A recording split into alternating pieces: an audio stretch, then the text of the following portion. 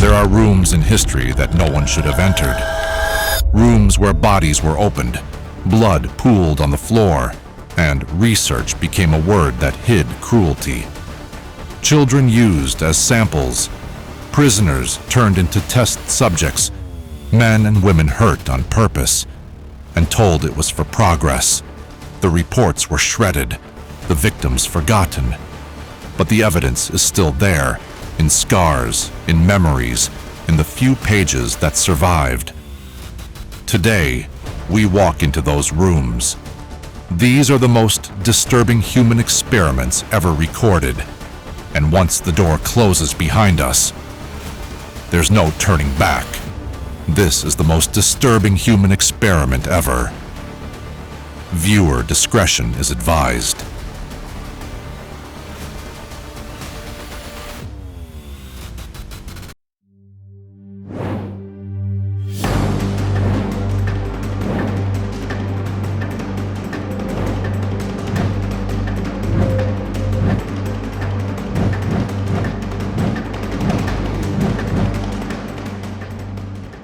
Layer 1, Case 1, Holmesburg Prison Experiments, 1950s to 1970s. This story didn't happen in a war zone. It happened in America, Philadelphia, Pennsylvania, behind the stone walls of Holmesburg Prison. The place was hot, crowded, and smelled of sweat, bleach, and old paint. The hallways echoed with the sound of metal doors and guards shouting orders. Most of the men inside were poor. Many were black. Some were veterans. They were told they could earn money by helping doctors test skin products, a few dollars for every study. It sounded easy, harmless. A man named Dr. Albert Kligman ran those tests. He was a skin doctor from the University of Pennsylvania. When he first saw the prison, he said it looked like a field full of ripe crops. To him, the men were the crops. He told them the tests were safe, but they were not. The prisoners sat in lines, while nurses drew squares on their backs and arms with black ink. Each square got a new chemical. Some were lotions, soaps, and shampoos. Others were harsh military chemicals, even radiation. The doctors wanted to see how skin reacted, how much pain it could take before it broke. The smell of alcohol and medicine filled the air. Cameras flashed. Men tried not to move as creams started to sting and burn. After a few hours, the skin puffed up, turned red, and sometimes cracked open. The doctors called it mild irritation. The men called it agony. When the blisters burst, assistants wiped them, scraped off the top layer of skin, and placed it in small glass jars. Each jar got a number, not a name. No one asked how the men felt. If they did, it didn't matter. Later, Kligman began testing stronger things. Dioxin, the same poison used in Agent Orange during the Vietnam War, was rubbed into open skin. The burning spread deep under the surface. Some wounds never healed. The pain stayed for years. The doctors said they were studying how the body repairs itself. The military and big drug companies paid for more trials. Some tests used radiation. Small metal discs with radioactive material were taped to men's arms to see how much radiation the skin could take before it was damaged. The smell of burning flesh filled the small cells. Still, everything was written down like science. Sample taken. Reaction observed. The men were paid a few dollars each time. Enough for cigarettes or snacks. Some joined over and over again because they needed the money. No one told them what could happen later. The scars, the nerve pain, the cancer. The experiments went on for 20 years. When they stopped in the 1970s, most people outside had no idea what had been done. Decades later, in 2022, the city of Philadelphia apologized. It admitted the truth, that hundreds of prisoners were used like test animals in the name of science. These weren't enemies. They were Americans. They trusted the doctors. And those doctors used their skin to build careers. Cruelty bled into institutions, from war zones to prisons. Now science would hide its monsters under consent forms. Case 2. Herophilus' Human Vivisections, 3rd century BCE. Before anesthesia, there was Herophilus of Alexandria, the man history calls the father of anatomy. In the early 3rd century BCE, Alexandria was the beating heart of learning. The library stood as humanity's vault of knowledge, and within its marble walls, medicine was reborn. But Herophilus wanted more than scrolls. He wanted proof written in flesh. He wanted to see life itself, to watch the body as it worked while it was still alive. With permission from Ptolemy I, he was granted what no man should ever have been allowed: human subjects. They were prisoners, slaves, and those the state deemed disposable. Herophilus believed the only way to understand the living was to dissect the living. So inside a torch-lit chamber near the Alexandrian harbor, his assistants bound men and women to wooden tables polished smooth by blood. Bronze scalpels and hooked instruments lined the walls like sacred tools. The air reeked of oil, copper, and fear. He began with the pulse. Ancient medicine knew the heartbeat, but no one knew why. Herophilus opened the chest while the heart still moved.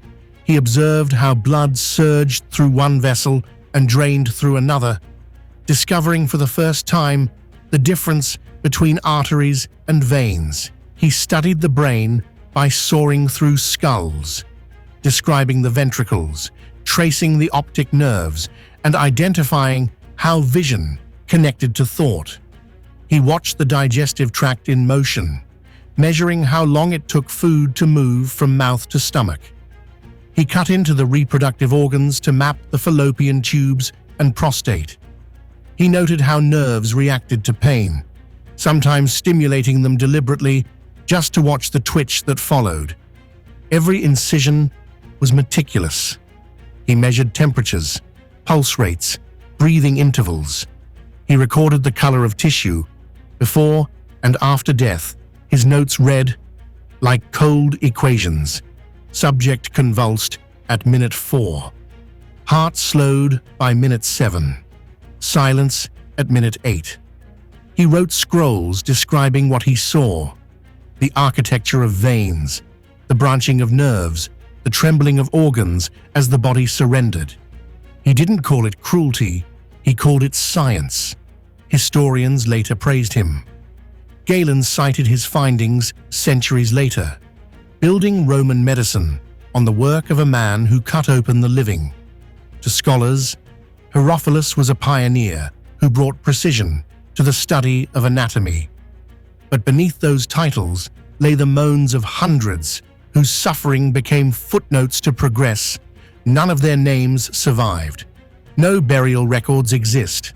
Their final breaths were data points in the evolution of knowledge. It's unsettling to realize that modern anatomy, every medical illustration, every surgical manual, traces its lineage back to that marble room in Alexandria. The instruments, the incisions, the cold detachment. I've read fragments of his work. They read like hymns to suffering disguised as discovery. And I can't shake the thought that science began not with healing hands, but with steady ones cutting open the living.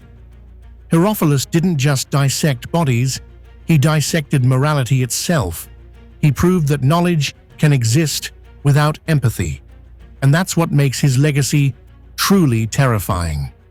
He wasn't the last to slice open the living, only the first. Case 2. Unit 731, Japan, 1936–45. In the wastelands outside Harbin stood a fortress of concrete and steam pipes. Its sign read, Epidemic Prevention and Water Purification Department, of the Kwantung Army. The locals called it what it truly was, Unit 731. Here, thousands of men, women, and children were taken from occupied villages. Their names were replaced with numbers. Inside sterile corridors, medicine and murder became the same subject. Prisoners were locked in sealed chambers where air pumps forced plague-infected fleas through vents to measure how fast disease spread. Others were restrained in cold rooms, while military doctors recorded the minutes until the body's temperature stopped registering. They studied dehydration by denying water until blood thickened. They measured burns with flamethrowers and chemical exposure with blister agents meant for the battlefield. Every reaction was timed, charted, filed. Some captives were deliberately wounded so the doctors could watch for infection in controlled conditions. When tissue began to rot, new tools were tested on the same wounds. No anesthesia, no mercy. The charts noted the pulse, the respiration, the time of termination. Precision replaced compassion. In adjoining laboratories, researchers cultivated anthrax, cholera, typhus, and plague bacilli by the ton. Ceramic bombs filled with the cultures were dropped on Chinese villages to observe how far contagion traveled. Entire districts sickened.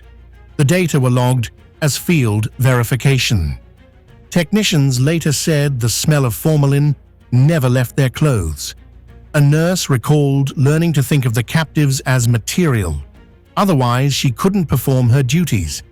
Each week, new trucks arrived. Each week, the crematory burned. Even the ash was sifted for bone fragments to weigh organ density against body mass. Science had become arithmetic with human lives as units of measure. When Japan surrendered, the United States sought the research instead of the perpetrators. Senior officers of Unit 731 handed over their notes in exchange for immunity. Their findings on frostbite, infection, and biological warfare were quietly shipped to American archives. No one faced trial. The data lived on in classified reports. For decades, Japan avoided public discussion until survivors and historians exposed the scale of the crimes. Today, the Harbin site stands half museum, half grave. The tiled floors remain scrubbed clean, but the drains in the corners tell the real story. This was not medicine. It was murder, wearing a lab coat, systematic, written in ink instead of blood. And in those records lies the proof that cruelty did not vanish with ancient history. It simply learned to use a microscope. If cruelty has been with us since antiquity, it evolved with modern war. Case 3.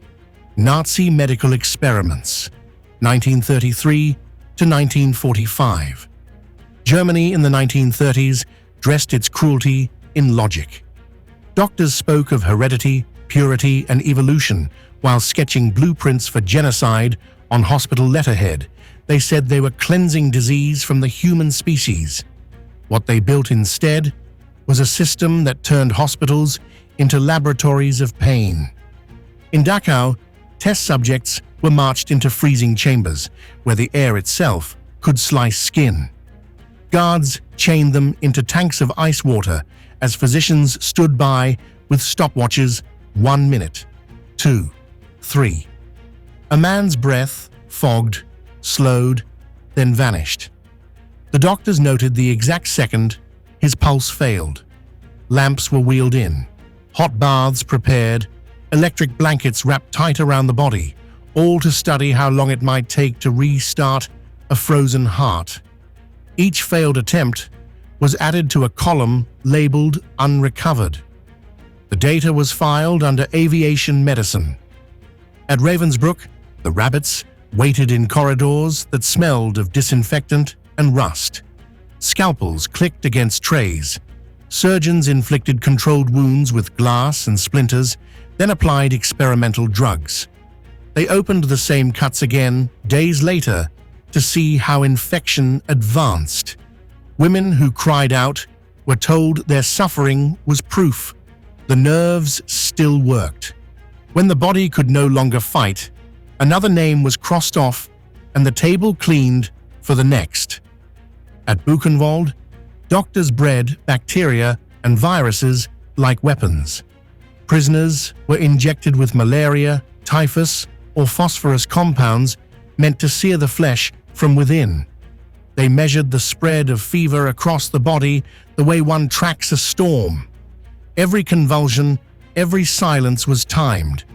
Nearby, others were forced to inhale chemical fumes until their lungs burned. The reports read simply, "Respiratory failure after exposure. Test completed." Auschwitz carried this obsession to its most chilling logic. Josef Mengele walked the ramp searching for twins. Two matching lives to compare children were measured, photographed, and kept in separate barracks. Blood was drawn from one and injected into the other.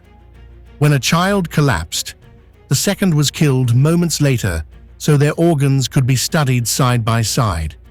To Mengele, it was data symmetry. To history, it was madness in uniform. In sterilization studies, men were strapped beneath X-ray panels until their skin blistered. Women were injected with caustic chemicals that destroyed tissue instantly. Screams were recorded as reaction. The handwriting in those logs is immaculate. Rounded letters, perfect margins, no corrections. Precision as pathology. When the war ended, Allied investigators found rows of cabinets filled with charts, slides, and preserved organs labeled in Latin. The documents were written with the same calm tone found in any medical thesis. It was the language of civilization describing its own collapse. Out of that evidence came the Nuremberg doctors' trial and the first global code of medical ethics rules born from ruin. They believed some lives were disposable. That certainty became their tool. And the worst part, most of them truly thought they were serving science. Layer 2. Case 1. Stateville Penitentiary Malaria Study, 1940s. They needed subjects. The government found bodies. During World War II, malaria was killing more soldiers than bullets. The U.S. Army wanted a cure fast. At Stateville Penitentiary in Illinois, prison walls kept a ready supply of men who could not walk away. Officials called them volunteers. Some signed up hoping for early release, some for a few dollars, and some because saying no in prison was never easy. The infirmary smelled of alcohol and sweat. Metal beds were lined up in rows, bright lights above, guards at the door. Doctors brought in small cages filled with mosquitoes. Each cage was placed against a man's bare arm and held there with straps. The insects buzzed until the sound filled the room. After a few minutes, they were full, bloated with blood, and the men's skin was peppered with tiny red dots. That was the infection. For the next days, the fever built slowly. First came chills. The men shook under thin blankets. Then the heat rose. Sweat soaked the sheets, the smell of sickness and disinfectant mixing in the air. Some vomited into metal pans. Others curled into themselves, whispering prayers. Nurses moved from bed to bed, wiping faces with cold clothes. Every few hours, thermometers were slid under tongues, pulse rates written down, blood samples drawn. The doctors wanted to know which drugs worked. Quinine, atabrine, new powders still being tested. Doses were changed, symptoms noted, side effects recorded. The men became charts, fever curves on paper instead of people in beds. A few reacted badly to the medicine, shaking until they lost consciousness. One man's heart stopped for a moment, then started again after chest compressions. The report called it temporary cardiac pause. Some prisoners said they were proud to help soldiers overseas. Others said it felt like punishment disguised as duty. A few begged to quit, but were told the study had to run its course. Weeks later, once the parasites cleared, many were reinfected, so the results could be confirmed. Their veins were tired from so many needles that nurses sometimes used the hands instead of the arms. The bruises never had time to fade. Outside the prison, newspapers called the men heroes. Inside, they felt forgotten. When the war ended, the doctors left with boxes of samples and notebooks full of data. The prisoners went back to their cells. Most never heard another word about what their suffering had achieved. The medicine saved soldiers, but the men who tested it were never thanked or named. They traded freedom for life. A bargain often broken. They fought a disease that wasn't theirs to fight. And when the fever finally left their bodies, the cold bars of Stateville reminded them who the experiment had truly cured. Case 2. The Stanford Prison Experiment, 1971. It started with one question. Are people cruel because they're born that way, or does power make them that way? In 1971, a Stanford professor named Philip Zimbardo decided to find out. He turned a basement on campus into a fake prison. Gray walls, barred doors, and cameras in every corner. The air smelled of paint and cold metal. It was supposed to be a study of human behavior, nothing more. 24 healthy college students signed up for 2 weeks. They thought it would be easy money. None of them had ever been to prison. None of them knew what they were about to become. Half were chosen to be guards. The other half, prisoners, randomly. No one knew what that would mean until the experiment began. The first day looked harmless. The guards put on khaki uniforms, mirrored sunglasses, and carried wooden sticks. The prisoners were picked up from their homes by real police officers, handcuffed, searched, fingerprinted, and driven to the basement.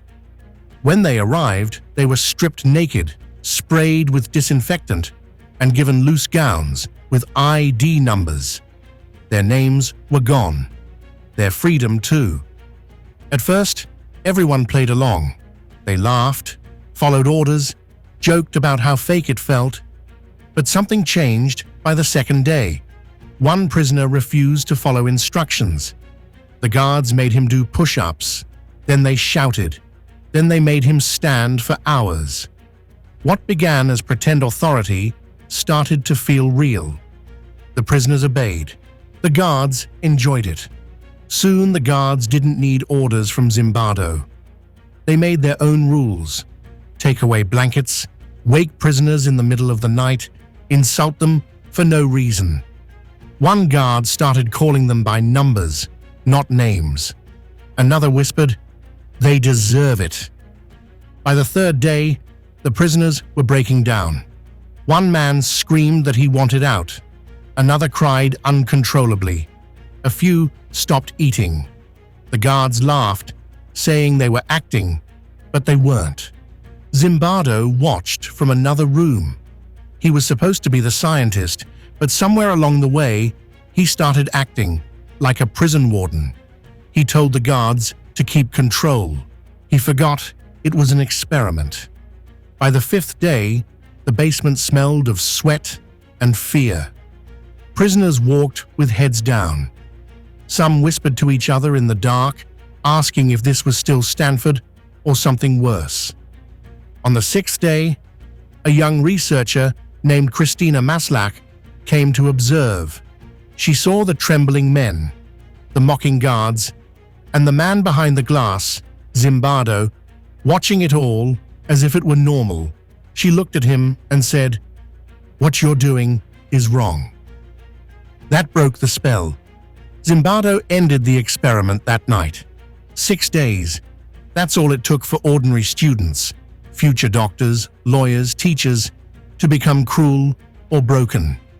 When asked later why they acted that way, One guard said, "It just felt like what I was supposed to do." Zimbardo's question was answered. People aren't born monsters, but give them power, a uniform, and someone to control, and they can become one fast. When I first watched the footage, I kept wondering, would I have been guard or prisoner? I wanted to believe I'd be the good one. But everyone in that basement thought the same before it started. It didn't take years of hate or training, just 6 days, and the right system to make kindness disappear. Case 3. Milgram Obedience Experiment, 1961. It didn't take place in a prison or a battlefield. It happened inside a quiet room at Yale University in 1961. The walls were white, the air smelled like disinfectant, and the only sound was the soft hum of fluorescent lights. Psychologist Stanley Milgram had one question on his mind. Why do ordinary people obey orders that hurt others? After World War II, the world was still haunted by stories of soldiers who had followed commands to commit horrific acts. When they were tried, many said the same thing.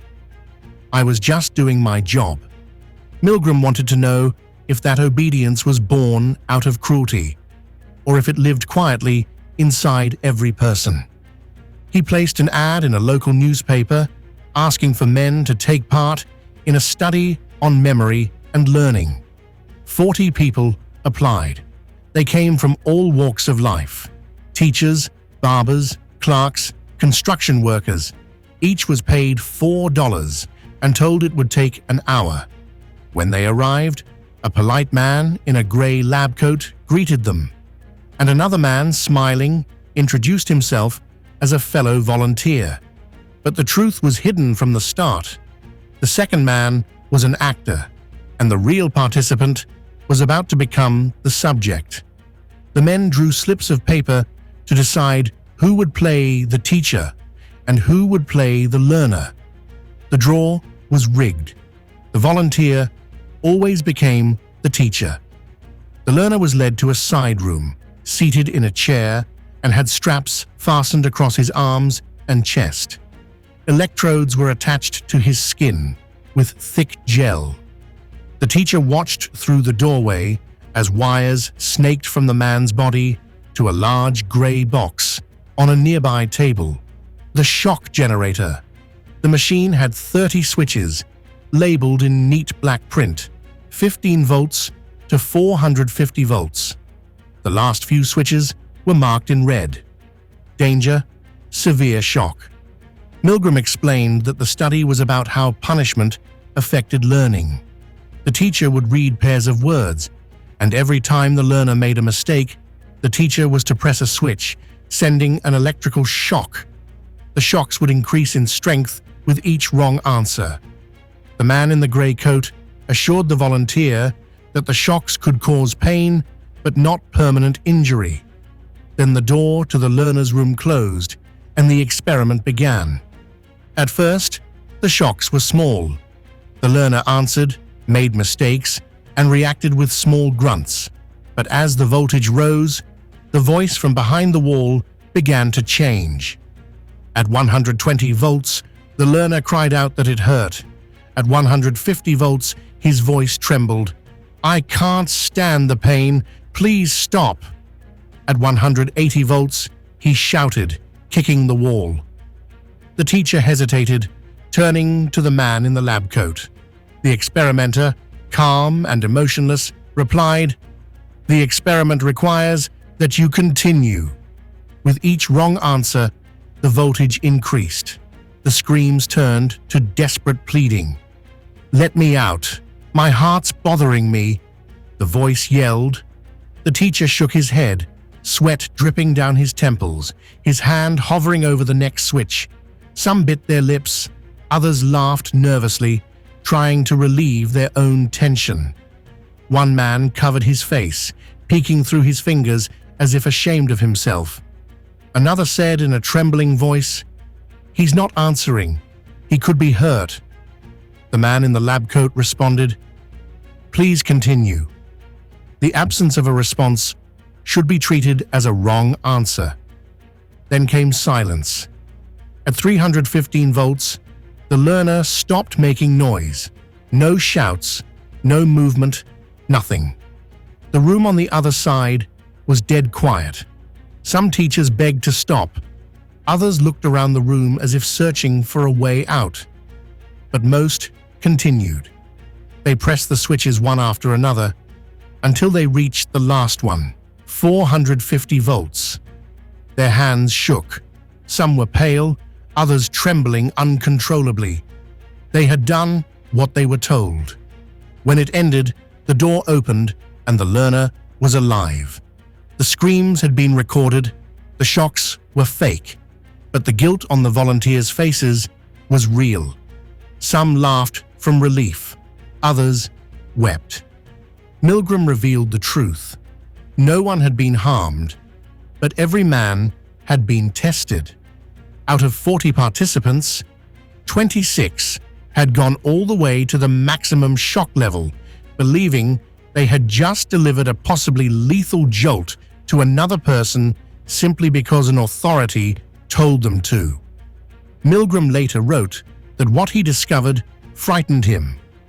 Ordinary people doing their jobs without any particular hostility, he said, can become agents in a terrible, destructive process. He had found proof that obedience, not hatred, was what fueled cruelty. All it took was a calm voice, a white coat, and a command. The real experiment wasn't about electricity or memory, it was about human conscience. And what Milgram found was simple. Obedience can silence empathy faster than hate ever could. We don't need evil to destroy each other, we just need permission. Case 4. Guatemala STD Experiments, 1946 to 1948, United States. In the years after World War II, science carried the confidence of victory. Doctors who had helped win the war now believed almost anything could be justified in the name of progress. In 1946, American researchers arrived in Guatemala City with a plan that sounded harmless: study how to stop the spread of syphilis and gonorrhea.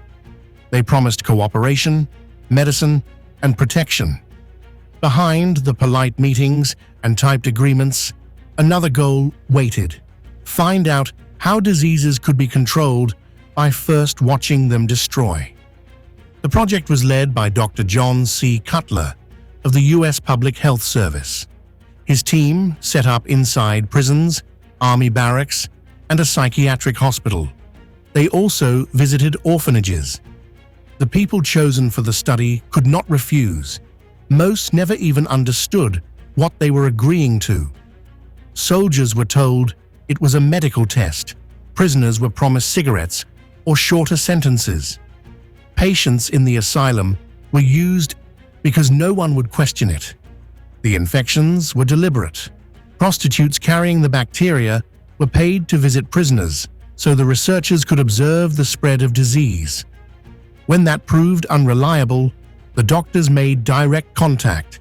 They scraped the skin on men's arms and applied infected tissue. They injected fluid into veins and spinal cords.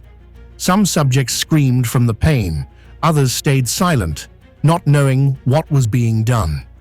Notes in the files described the moment clinically: infection successful, lesion observed. The handwriting was steady, professional. When the disease took hold, the symptoms were brutal. Fevers climbed until patients shook and sweated through their clothes. Ulcers opened on skin and mouths. Some lost sight, some lost their minds. Many never received penicillin or any real care at all. They were left in small hospital rooms with open windows, the smell of disinfectant mixing with the smell of sickness. One soldier reportedly begged for water until he collapsed. No one wrote his name in the file, only his temperature. The reports moved back to Washington, typed in neat columns. To the officials reading them, These were numbers, not lives. They called it field work. For 2 years, the project continued quietly, protected by bureaucracy and distance. When it ended, no public announcement was made, no results published. The data was locked away, forgotten except by those who had lived through it. More than 60 years later, historian Susan Reverby found the documents among Dr. Cutler's papers. The discovery spread across the world within days. The pages revealed the truth that had been buried. American scientists had infected more than 1,000 Guatemalans without consent, many of them among the most vulnerable in society. When the news reached the White House, President Barack Obama called Guatemala's president to apologize. Secretary of State Hillary Clinton described the study as shameful and clearly unethical. But most of the victims were already gone. The apology came to families who had never known why their parents or grandparents had been sick. Reading those files today feels like opening a wound that never healed. The language is calm, method, dosage, reaction. But between the lines, you can almost hear the groans and see the trembling hands. These were not monsters in a movie. They were doctors following orders, convinced that human pain was a fair price for knowledge. They justified it by science, but hid behind paperwork. The system called it research. History calls it what it was: deliberate infection of the powerless. Work in Guatemala ended. Dr. Cutler went home to America. A few years later, he began another project, this time in Alabama. The subjects were poor black men, told they were being treated for bad blood. That study would last 40 years, and its name would become infamous: the Tuskegee Syphilis Study. The Guatemala STD experiments remind us that the line between research and exploitation is thin, and that once power is mixed with justification, human beings can become statistics overnight. The victims were not volunteers. They were chosen because no one would question their suffering. And for years, no one did. Science advanced, files were sealed, and history quietly moved on, until the truth resurfaced, one folder at a time. Authority, prisons, national projects, these made the body a test site. But next, not just bodies, minds. Layer 3, Case 1, MKULTRA, 1950s to 1970s. They experimented beyond the body. After World War II, a new kind of weapon obsessed the world. Not bombs or bullets, but the human mind. In the shadows of the Cold War, America feared that the Soviets had discovered ways to control thought through drugs and psychological conditioning. The CIA decided to find out for themselves. The result was a secret program called MKULTRA, a classified series of human experiments designed to test how far the mind could be pushed, broken, or rewritten. It began quietly in 1953 under the supervision of Sidney Gottlieb, a chemist who called himself a patriot and saw science as the sharpest tool of defense. The program's goal was simple in writing, but terrifying in practice: create methods of control. They wanted to learn how to erase memories, plant ideas, or make a person obey without realizing why. The research included hypnosis, sensory deprivation, and chemical manipulation. But the most infamous tool was a new drug: LSD. At the time, LSD was almost unknown to the public, a clear liquid that distorted perception and dissolved identity. Gottlieb's team believed it might open the door to mind control. They began giving it to soldiers, prisoners, hospital patients, and even CIA employees, often without consent. Some subjects were told they were testing stress reactions. Others were never told anything at all. A few sipped from a drink or received an injection and within minutes fell into confusion, panic, and hallucination. The experiments were observed through one-way mirrors while agents took notes. To them, it was data. To the victims, it was terror. In some cases, the doses were repeated for days. People lost track of time and reality. They saw colors bleeding through walls, faces melting, or insects crawling under their skin. When they screamed, they were restrained and recorded. One subject, a scientist named Dr. Frank Olson, began suffering severe paranoia after being secretly dosed by his colleagues. Within 9 days, he was dead. He had fallen from a hotel window in New York. The CIA called it suicide. Decades later, his family and investigators called it something else, a cover-up. The program expanded to prisons and hospitals. At the Lexington Rehabilitation Center in Kentucky, drug-addicted inmates were offered early release in exchange for participation. Some were kept on LSD for more than 75 consecutive days. In Canada, at the Allen Memorial Institute in Montreal, patients under psychiatrist Dr. Ewan Cameron were subjected to psychic driving, long sessions of recorded messages played on loops while they were kept unconscious through drugs and electroshock. They were told it would help with anxiety and depression. Many lost their memories completely. Some forgot their families, their language, or who they were. The CIA funded dozens of these projects under code names that sounded harmless: Bluebird, Artichoke, Midnight Climax. In one operation, safe houses were built in San Francisco and New York where sex workers were paid to lure men, dose them with LSD, and let agents watch through hidden mirrors. The goal was to test whether truth could be extracted under chemical influence. What they extracted instead was madness. Some victims never fully recovered. Others disappeared from the records altogether.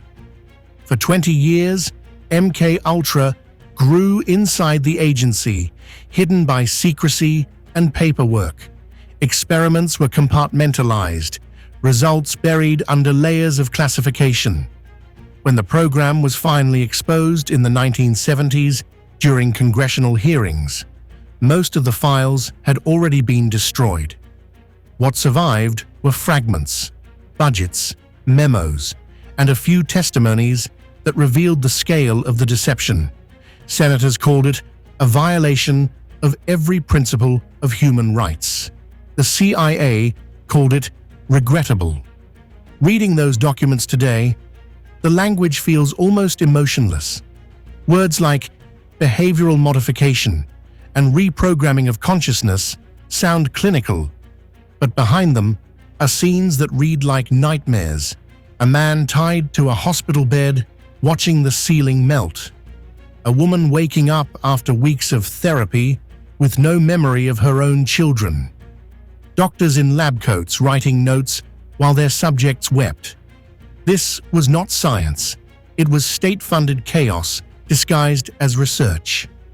And what can you do when your mind is somebody else's canvas? When your thoughts, your fears, and even your sanity can be used as tools? MK Ultra was never about protection. It was about power, and how easily it hides behind curiosity. By the time it ended, hundreds of lives had been damaged or erased. The rest were locked away in classified folders marked closed. They didn't just test chemicals, they tested humanity's limits and found out how easy it was to cross them. Case 2. Edgewood Arsenal Human Experiments, 1948 to 1975. In the years following World War II, the US Army wasn't just looking to protect its soldiers, it was looking for ways to control them. The Cold War was brewing, and the threat of chemical warfare loomed large, but instead of testing these weapons on enemies, the US turned its attention inward. to its own soldiers, to its own citizens. And at Edgewood Arsenal, they began an experiment that would strip away the humanity of those involved. Between 1948 and 1975, hundreds of soldiers at Edgewood Arsenal in Maryland became test subjects for the military's most dangerous chemical agents. They volunteered, or were coerced, to take part in a program that promised a small amount of money and, in some cases, a temporary release from duties. What they didn't know was that they were being used as human lab rats, subjected to chemicals designed to burn their skin, damage their organs, and break their minds. The agents tested on them included deadly nerve agents like sarin, VX, and blister agents like mustard gas, all in the name of national security. Soldiers were exposed to these poisons without being fully informed of the risks. Some were injected, others inhaled vapors, or were exposed through their skin. The Army told them it was a routine test, that the substances were harmless in small doses, but the truth was far darker. One soldier described the feeling of the gas as though his body was burning from the inside out.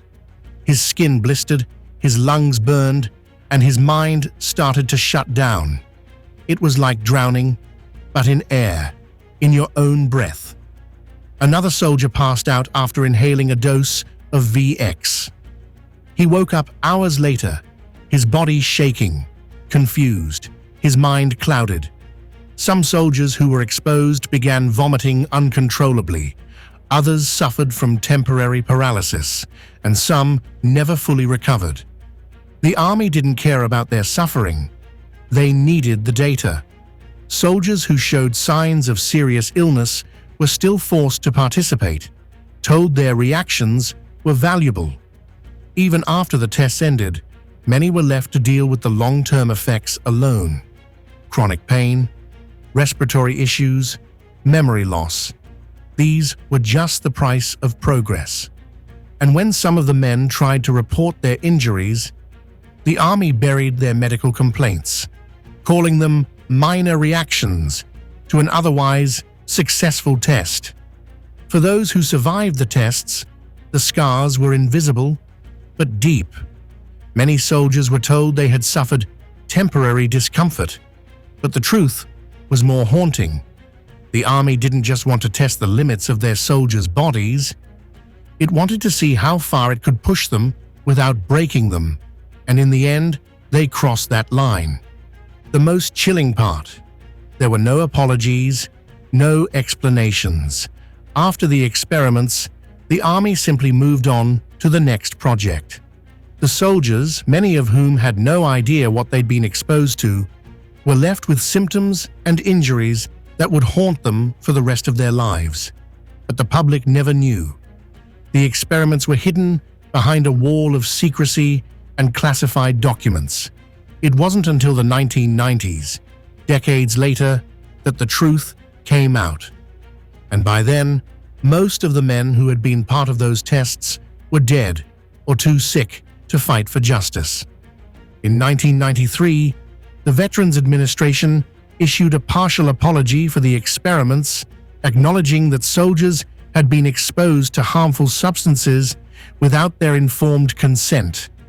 But that apology came too late for many of the men who had suffered in silence for years. It was a small recognition of a painful reality. These soldiers were never truly treated like human beings. They were part of an experiment. What happened at Edgewood Arsenal wasn't just about testing chemical agents. It was about testing control. The military took advantage of soldiers who had no choice but to obey, subjecting them to horrors they could never understand. And while their bodies may have been the focus of the tests, it was their souls that were the real casualties of this hidden war. They weren't told the full story. They weren't treated as people. They were treated as test subjects, and in the name of science, they paid the price. Case 3. Tuskegee Syphilis Study, 1932 to 1972. It began with hope, a handshake, a promise, and the belief that doctors healed the sick. In 1932, government physicians arrived in Macon County, Alabama, looking for poor black men to join what they called a health study. They promised food, medicine, and care.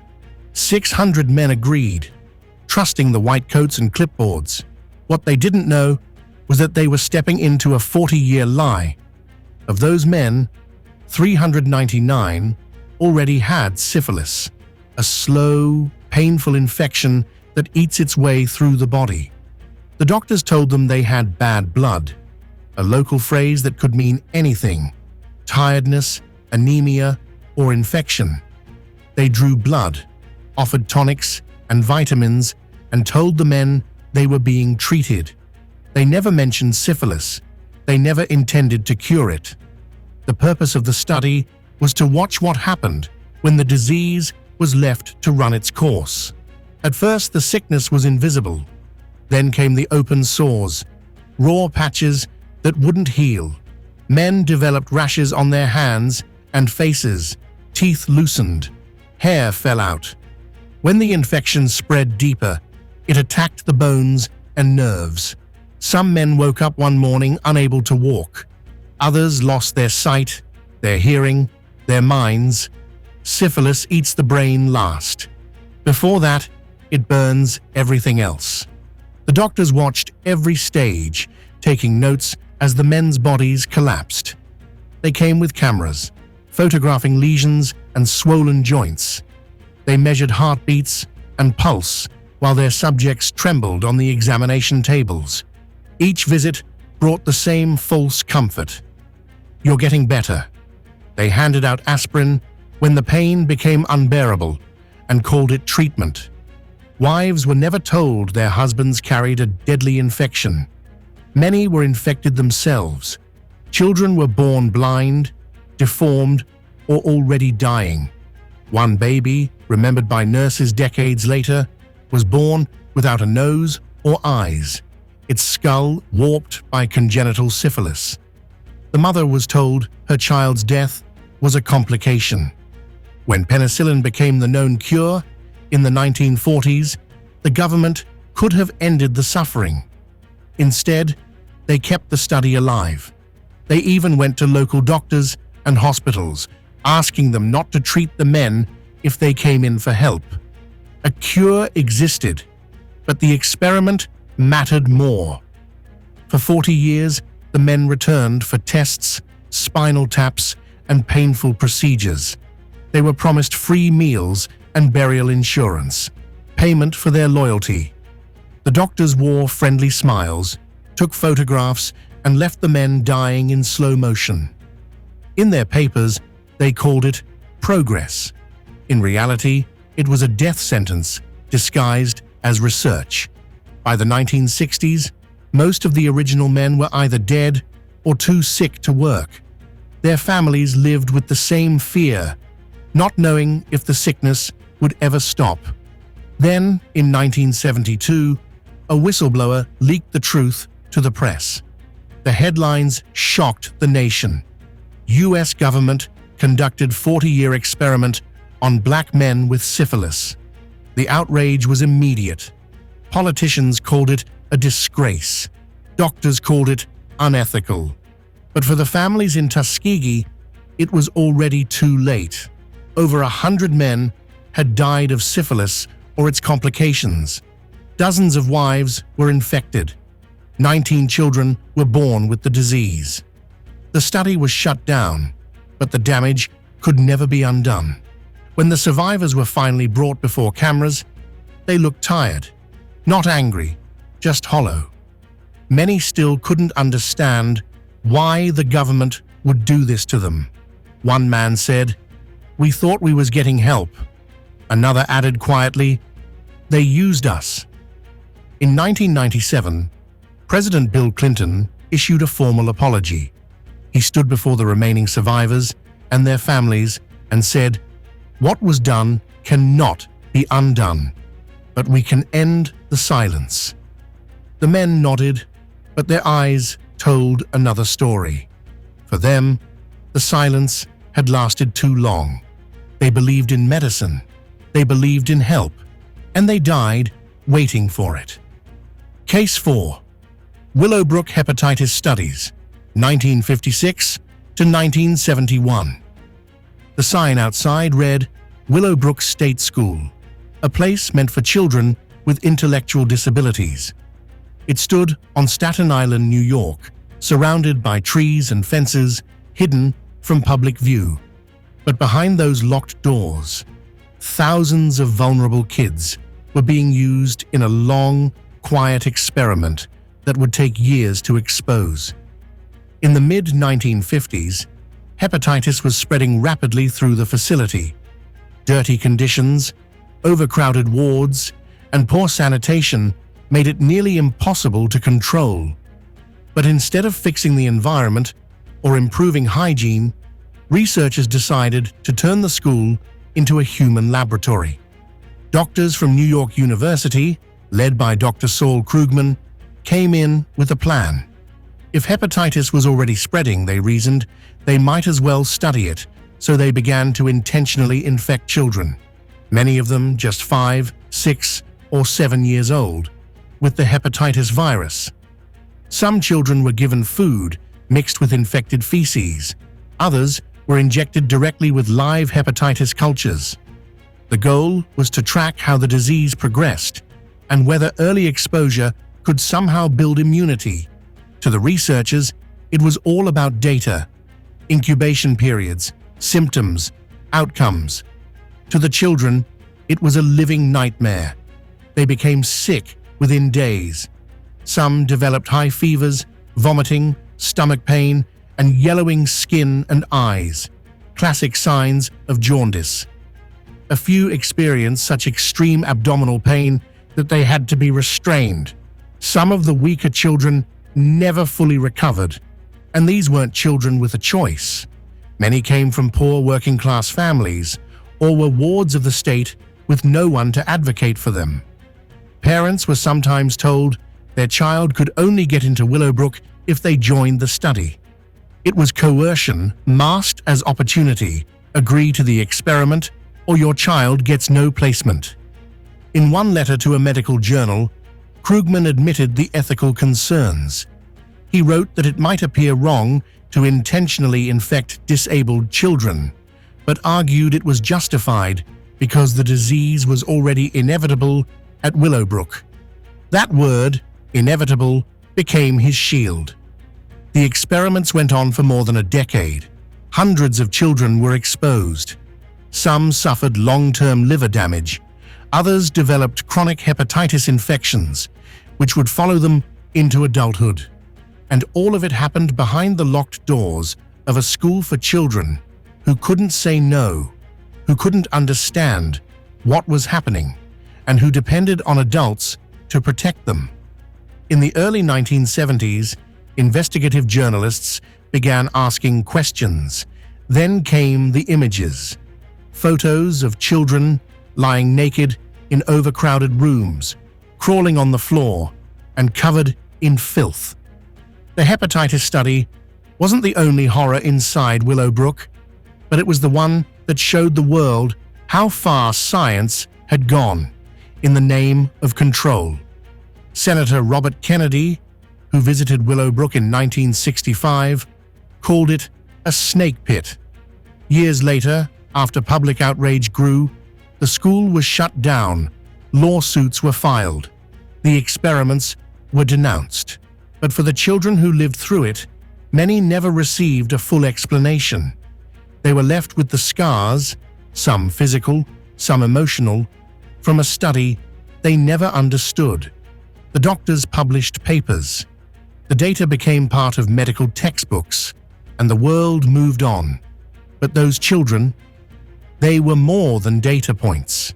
They were victims. They were kids with broken bodies and innocent eyes. They needed help.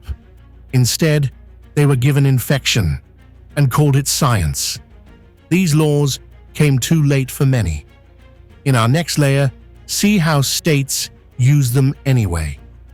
Tier 5, the Aversion Project, South Africa, 1970s to 1980s. They called it medicine. It was terror. In apartheid South Africa, the military believed it could cure what it called a moral sickness. Homosexuality was not seen as a private identity, but as an infection in the ranks, something to be cleansed, contained, or erased. The doctors who should have healed became instruments of the state. At Voortrekkerhoogte Military Hospital, psychiatrist Dr. Aubrey Levin ran what became known as the Aversion Project. Between the 1970s and 1980s, more than 900 young men and women, some barely out of school, were subjected to psychological and physical torture disguised as medical treatment. They weren't treated for illness. They were punished for existence. The therapy began with questioning. Soldiers accused of homosexual behavior were called into offices and interrogated for hours. Some were caught holding hands, others were simply suspected. Once labeled, they were transferred to Ward 22, a locked psychiatric unit where the experiments began. Doctors strapped electrodes to their skin, on arms, legs, sometimes the genitals. They sat the men in front of screens and showed them photographs, naked men, then women. If a soldier reacted to a male image, the button was pressed.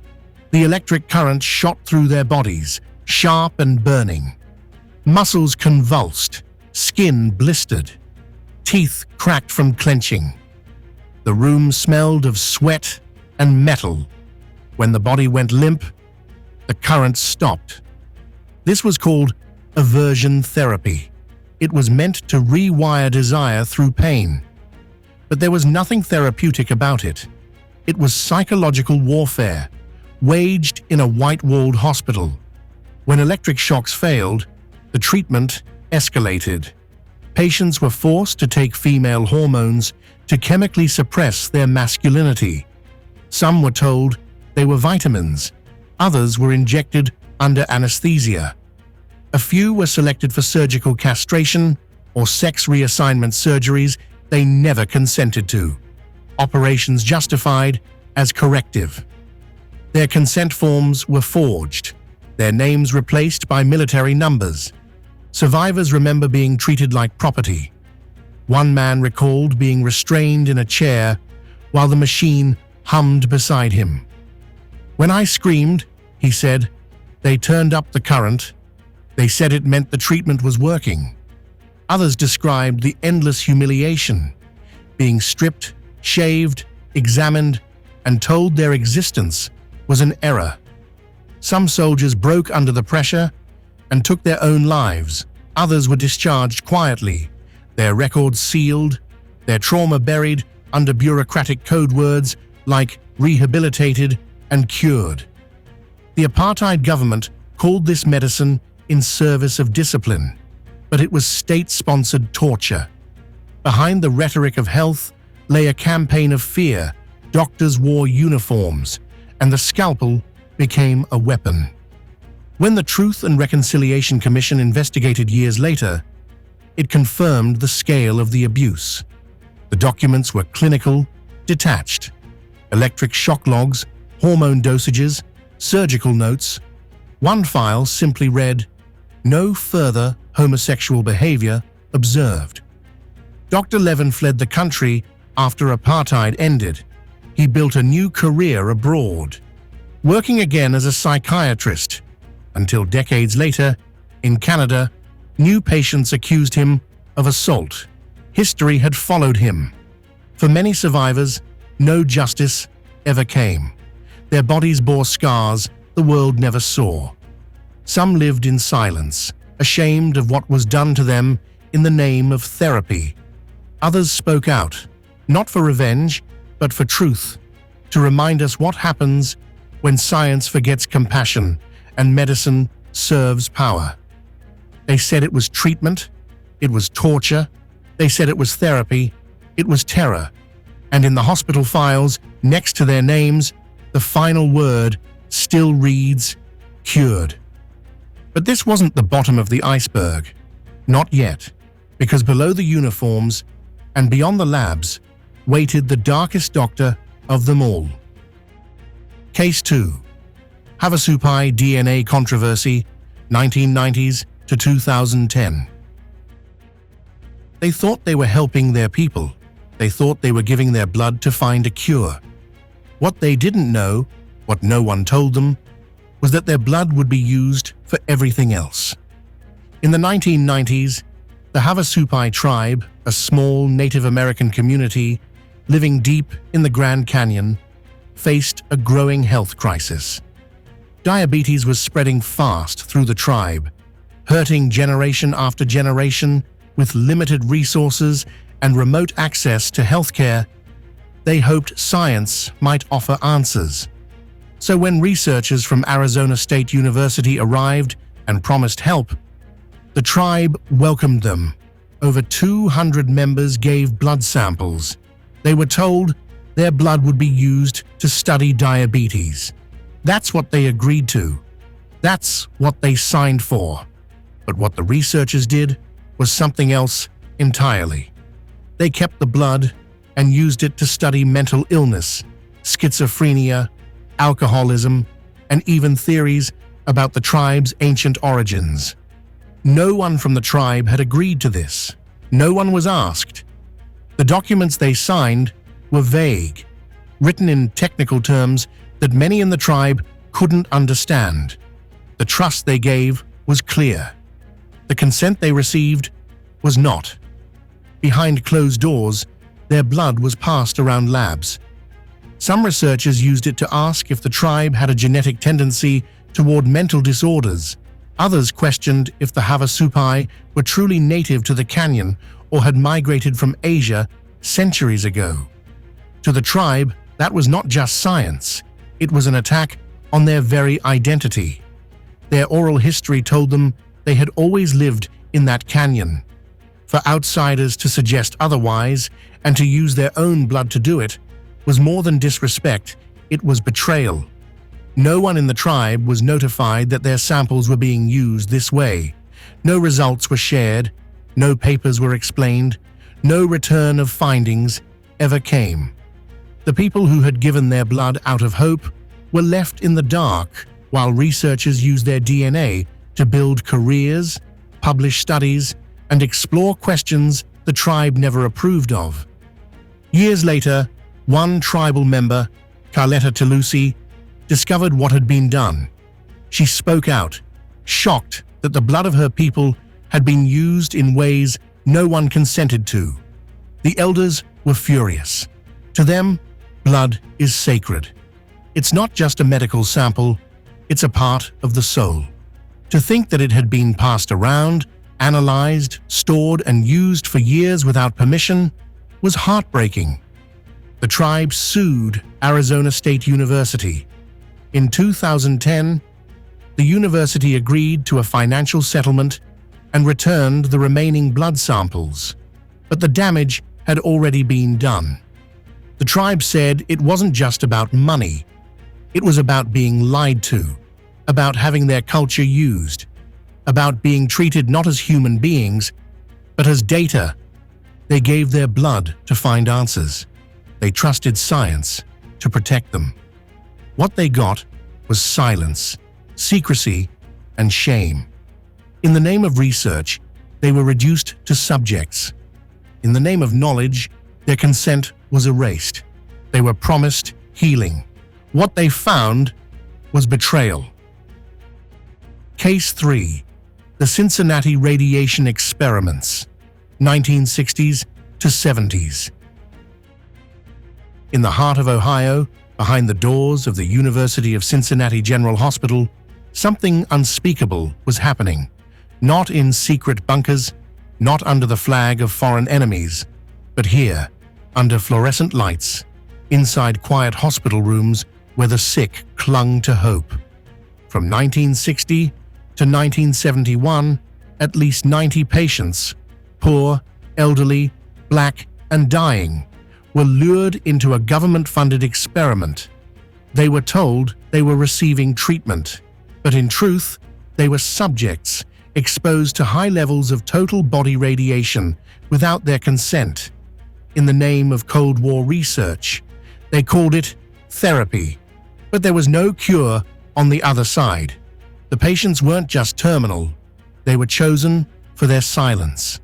Many had no family. Many didn't fully understand what was being done. Some couldn't read. Others were sedated before being asked to sign anything. And what they signed, if they signed, never told them the whole story. Each of them was strapped down on a metal table. Some still in hospital gowns, others in street clothes, still smelling of the waiting room. Then came the cobalt beams, invisible, unforgiving. Total body irradiation, delivered in minutes. These weren't mild doses, these were lethal blasts, equivalent to thousands of chest X-rays at once. Within hours, their bodies rebelled. Vomiting, fever, violent diarrhea, their skin turned grey, their mouths filled with sores. Some screamed for help, others just shook, quietly. Nurses watched, doctors recorded, but no one stopped it. One man, a 58-year-old janitor, asked if he was going to get better. They told him yes, then wheeled him into the chamber. He died within a week. His body broke down from the inside. His white blood cell count collapsed. He bled from his gums. His family never knew why. Another patient, a mother of 5, came in, thinking she was getting help for her tumors. Her children never saw her again. Her body was buried quickly.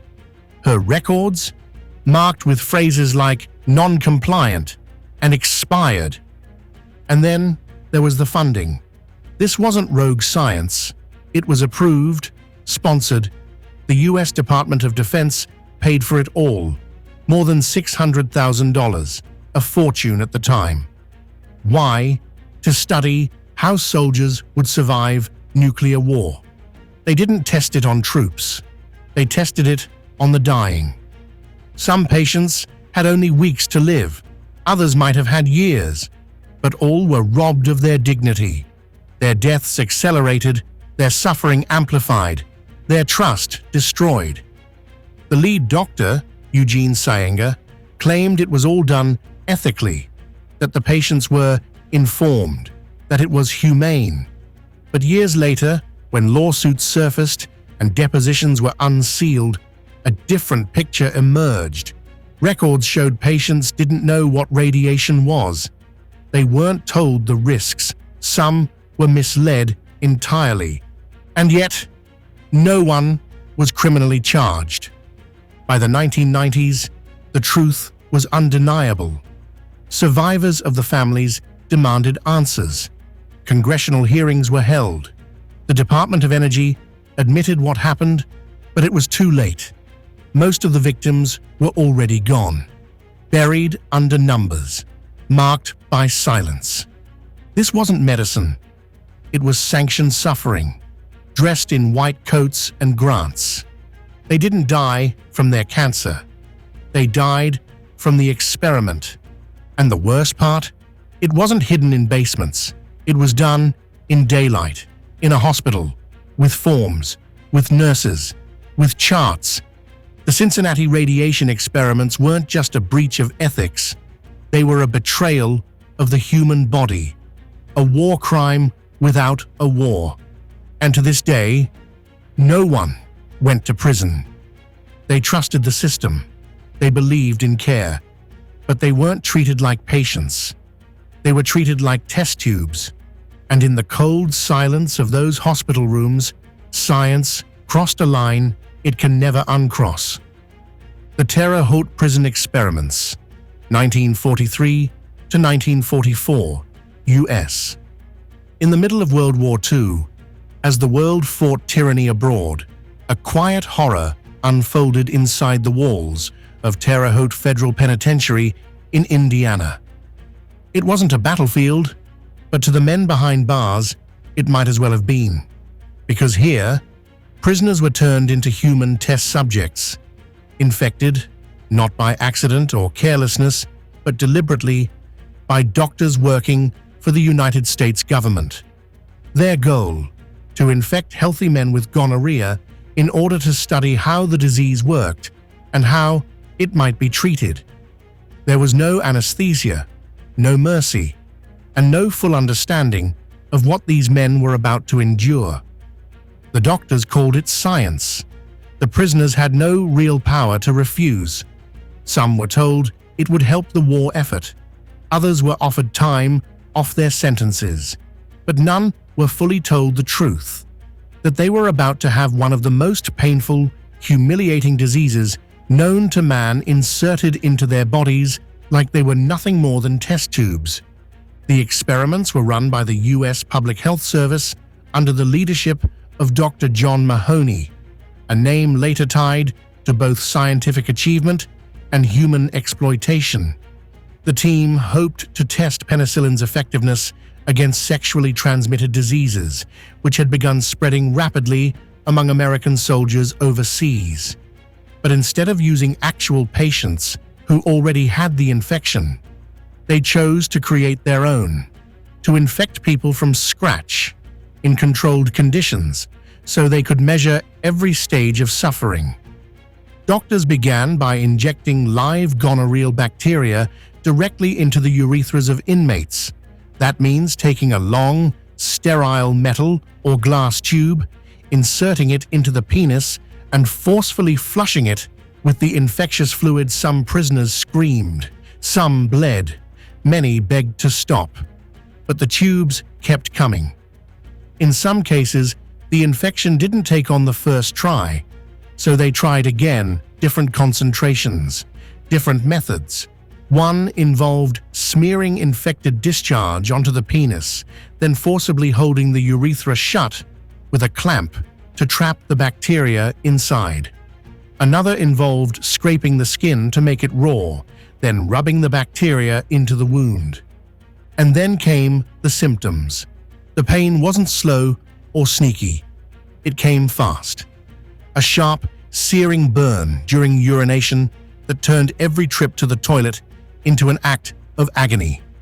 The penis swelled, red and inflamed, leaking yellow-green pus around the clock. The inner walls of the urethra throbbed with fire, while the infection climbed upwards into the prostate and testicles. Some men developed epididymitis, a painful swelling of the testicles that made even walking unbearable. Others developed systemic fevers, nausea, and body-wide aches. These weren't volunteers anymore. These were men falling apart in real time. The doctors documented everything. They logged the exact hour a patient cried out in pain.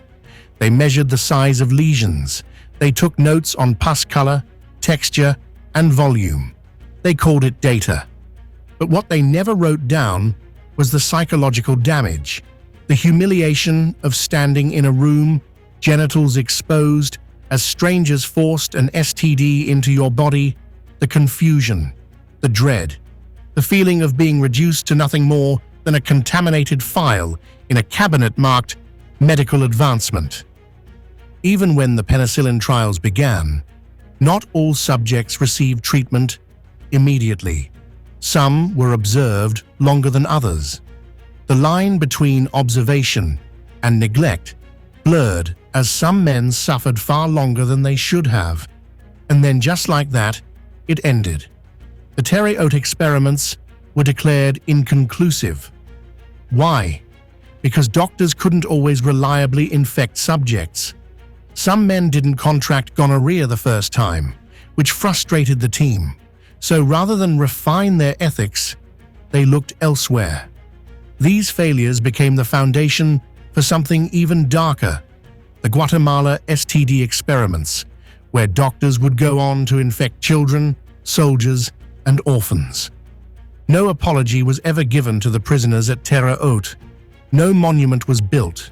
No justice was served.